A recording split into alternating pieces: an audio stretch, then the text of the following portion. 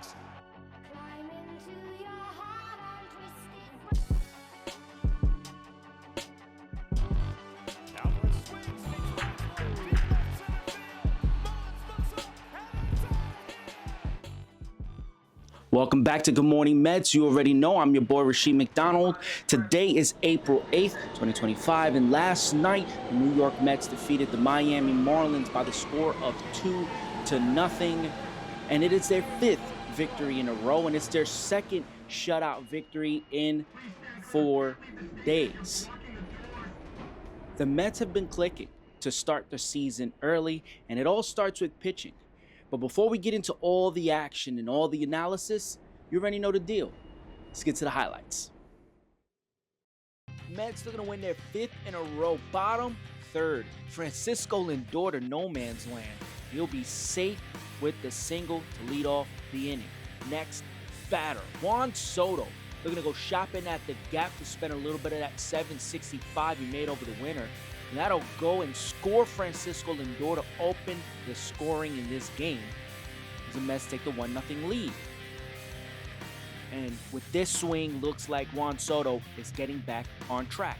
Later on in the inning, Mark Vientos hits it on the screws, but Griffin Conant makes the play, diving out, sprawling out, making the grab. Later on in the game, bottom 8th, runner on second, and Tyrone Taylor back in the lineup and producing as Jose Siri will be safe at home. Mets up 2-0. And we talked about it, the Mets bullpen has been on fire. 1 out, strikes out the batter, and then he'll get the fly out to end the game. Mets win this one 2-0.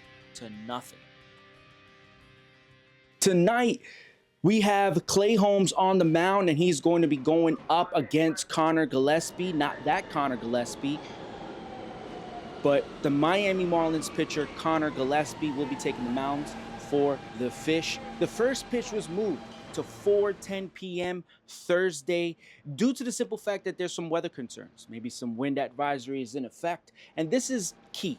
You know, the Mets are taking an initiative that, fans have been asking for a while, right? Because this is one of the stadiums in the East Coast, amongst many, that does not have a roof stadium.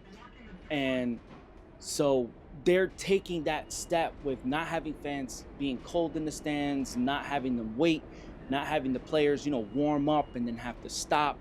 So it's a smart decision. Start the game a little bit earlier. We understand it's an inconvenience for people who do work, but at the end of the day, you have to think about the players and the fans' safety as well. So game time moved up to 4:10 p.m. this afternoon, late afternoon. So now let's get into some of the specific details of what's been going on with the Mets offensively, and then we'll get to the pitching side as well, right? So the Mets have been on point. They're keeping on par with some of the elite teams. We're talking about the Dodgers, the Yankees, some of the best teams. When you look at that NL West, they're looking very, very strong. And so it's very important that the Mets keep up with that crop of teams that are going to be competing all the way up to the end, right? But it's still early in the year, so just take it in stride. It would be the advice that we would give. But let's get into the heart and soul of the Mets offense and why they have been very successful to start the season. And a lot of it is not on the offense, it's on the pitching. But let's start with Pete Alonso, right? Over the last 7 games, Pete Alonso is hitting 364 with the batting average, 468 on base, and 846 slugging. That means he's over 1,000 on the OPS, which by his standards is fantastic. Now, there's been a lot going on with Pete Alonso. You had the contract situation last season, and, Juan Soto wasn't in this lineup last season. So Pete Alonso had a lot of pressure to perform, to be that guy, to be the guy. And now that isn't there, right? He can, not take his foot off the gas per se, but he can absolutely step into a role where he just goes out there and mashes. And that works for him, right?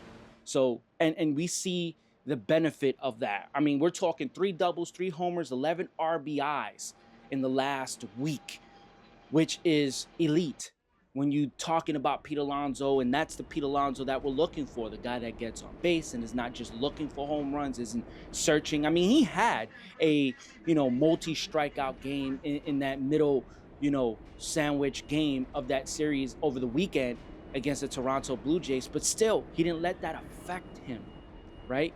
Much like some of the hitters in this lineup who are pressing a little bit, feel like there's pressure for them to, make a name for themselves. And we'll get into some of those guys in a minute. But Pete Alonso, man, has just been the Mets' most consistent hitter to start the season. And we're going to move up to Francisco Lindor. I mean, he's getting hot, right? Francisco Lindor is not the guy that typically over the last few seasons, especially in his Mets tenure, who has had a great start to the season.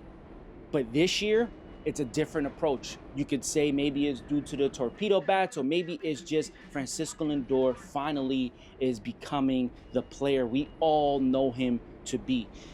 Runner-up to the MVP last year. Would have, should have, could have won the MVP last season if not for Shohei Ohtani inventing the 50-50 club.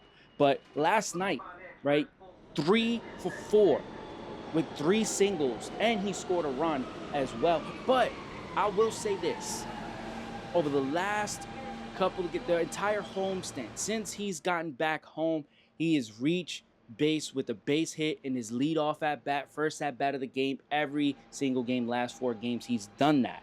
That's huge, right? 6-game hitting streak for Lindor. He's hitting .364 with the batting average, .423 with the on base, and .455 with the slugging, obviously, right? Not getting he had 2 doubles in that Toronto series, but, a lot of singles, but that's what gets him hot, right? You get the singles going, and that's what gets him going. So you'll take that from Lindor. That's your leadoff hitter. He's getting on, he's setting the tone, and he's getting the Mets involved. It makes Soto's at-bats more comfortable, more key, more good to take when you talking about having that elite hitter batting in that 2-hole. Now let's talk about Juan Soto for a little bit, right?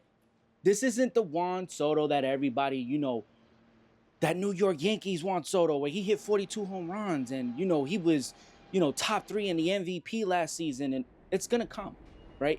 That's going to come with time, right? He's very familiar with the NL East, so we're not worried about that. And to be honest, for the first time in his career, he's reached base in all 10 games that he's played. The first time in his career. So even with him not being playing at his best, right? And when we mean at his best, mean he's hitting to all fields, and he's going more, left center. And that's something that a lot of people have pointed out. When he's firing on all cylinders, he goes to left center with power, and he goes there consistently. So once he gets there, trust me, in a ballpark like Citi Field, it was built for a guy like Juan Soto who can hit the ball out of any part of the ballpark. But when he goes to left center with authority, with aggression, that's when you know Juan Soto is at his tippy top. So, but even with that, I mean, he had the go-ahead RBI double to left center, which is what we were talking about in the 3rd inning in last night's game. And that's key, right? When he's getting going in that way, first multi-hit game, he's getting more comfortable being in a spot. Listen, even for a great hitter like Juan Soto, you got to get comfortable in your elements, right? He's had great numbers in Citi Field, but that doesn't mean that, this is his home. Now it is, but in the past, that just wasn't the case, right? So now that it's his home, he's getting comfortable. He's getting used to it. And when Juan Soto's comfortable and he's in his element, trust me, you're going to see some changes. You're going to see that Juan Soto we all know, that one that earned him that $765 million deal. So that's the heart and soul of this order. We can get into Brandon Nimmo a little bit. He hasn't been off. He hasn't been on. He's just been very in the middle. But he is also a part of that It's just been on and off to start the season. But we're going to get into the real reason why the Mets are where they are to start the season this early, and that's the pitching. The starting pitching has, through the first 10 games of the season, has a 1.72 ERA, which is number one in all of Major League Baseball. We're talking overall pitching ERA. That's starters and bullpen included, number one in all of Major League Baseball. When you look at the starters, we're talking about a 2.16 ERA, right? The relievers, a 1.15 ERA, best in Major League Baseball, I might add. And then Monday, Kodai Senga added to that 5 scoreless innings. The law firm of Young, Budo, and Stanek shut the door for more scoreless innings for the bullpen. So the bullpen is not just coming in 1 inning and then getting 3 outs and then, here picking spots here and there. No, we have multiple guys going multiple innings. Your Huascar Brazoban's, your Max Kranicks, your Jose Budos. We still have Dendel Nunez that's, left to come in and provide what he can provide. So when you talk about the Mets and you talk about their success as a pitching staff, which was one of the gripes that so many people had, why are they not investing in pitching? Why are they, going bargain bin hunting for pitching? They're not going bargain bin hunting for pitching. I've said this all offseason. They are picking and choosing their spots. They're getting the players that they know fits the system. Look at the Dodgers. They have tremendous success offensively. Pitching, starting pitching wise, they do have that as well, but it's just been, it's injuries here, injuries there. Roki Sasaki hasn't had the best start to his career, and then when you look at what the Mets are building with the pitching staff, their reputation is starting to go up. I've spoken about this before, and I will continue talking about it. Jeremy Hefner is here for a reason. He's been here for multiple, through multiple managers, through multiple head coaching changes. So there's a reason for that. And you're starting to see that. You're starting to see the reason why. In that pitching lab, people going to start taking notice. And the one name I said that's been floating out there, Sandy Alcantara. Look out for that man. Now, again, everything that you've seen here, right? It's just purely, the manager showing his chops, that he knows how to manage the game, right? Because you see there, sometimes they don't go past 85. They don't go past 89. They don't go past 77. That's a manager with a game plan. That's a team with a game plan. And that's a pitching staff that has a game plan that know how they're going to attack game to game. Come on. You couldn't ask any better from your front office and your coaching staff and your manager.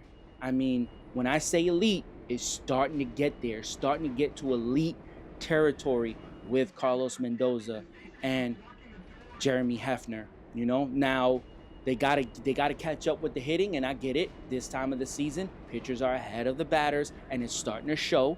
Right, the Mets are going with the game plan, and it's working.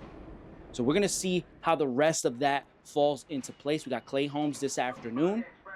And then the Mets will finish off the series tomorrow afternoon as well with Tyler McGill, who he's really starting to show that David Peterson, butterfly effect where he's coming into his own. And I said that heading into the season, he needed to show that, because if not, he was going to be relegated to the bullpen. And look at him.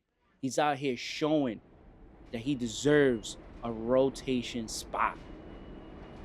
Dogs. The Mets are feeling it.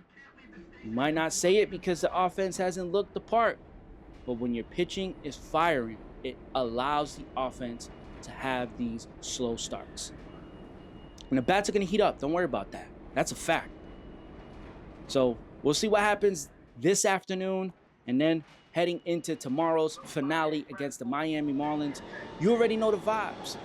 I am Rashid McDonald, and this is Good Morning Mets. And when it comes to the Mets, it's always 4